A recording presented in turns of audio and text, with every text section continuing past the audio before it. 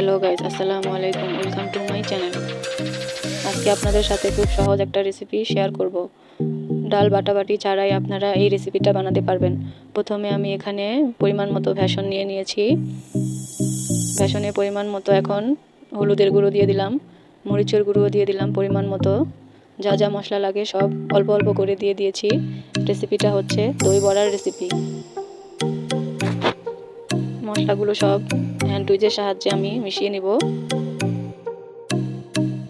স্বাদ মতো লবণও দিয়ে দিলাম। এখন হ্যান্ড উইচের সাহায্যে মশলাগুলো মিশিয়ে নিয়েছি। অল্প অল্প পানি দিয়ে বেসনটা এখন গুলিয়ে নিব। বেসনের মধ্যে আমি অল্প একটু সয়াবিন তেলও দিয়েছি যেন ডোটা ভালো হয়।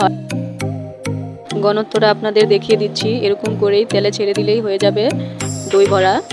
খুব সহজ একটা রেসিপি। 1 ঘন্টার জন্য আমি রেস্টে রেখেছিলাম। এখন সবগুলো দিয়ে ভেজে নিচ্ছি। চুলার আঁচটা মিডিয়াম হিটে রেখে ভেজে নিব। নেড়ে চেড়ে উল্টে পাল্টিয়ে ভালো মতো ভেজে নিব। আপনারা কে কে এরকম বেসন দিয়ে দই বড়ার খেয়েছেন অবশ্যই কমেন্টে জানাবেন।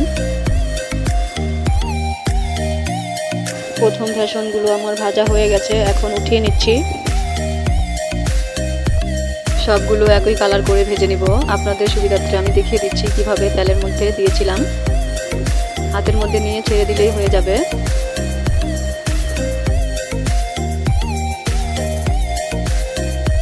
সেম প্রসেসে সবগুলো ভেজে নিচ্ছি। ভাজা হয়ে গেছে। এখন একটা পাত্রে পরিমাণ মতো পানি নিয়ে নিয়েছি। পানিতে অল্প পরিমাণ লবণ দিয়ে দিলাম। এখন আমি ভেজে রাখা বড়াগুলো 10-15 মিনিটের জন্য ভিজিয়ে রাখবো।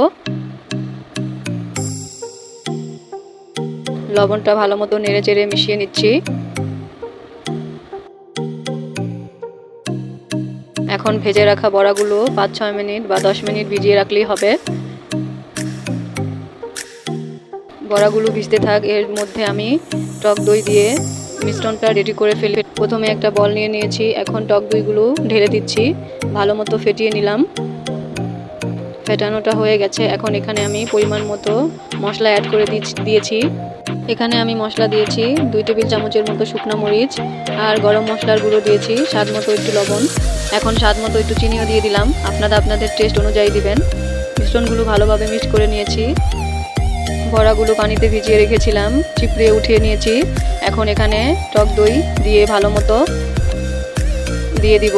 দেখতেই পাচ্ছেন উপরেও দিয়েছি।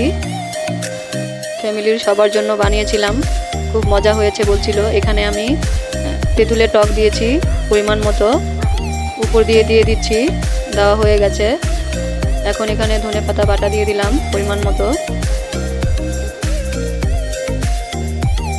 আর একটু টেস্টের জন্য এখানে আমি শুকনো মরিচের গুঁড়ো দিয়েছি। আপনারা চাইলে স্কিপ করতে পারেন।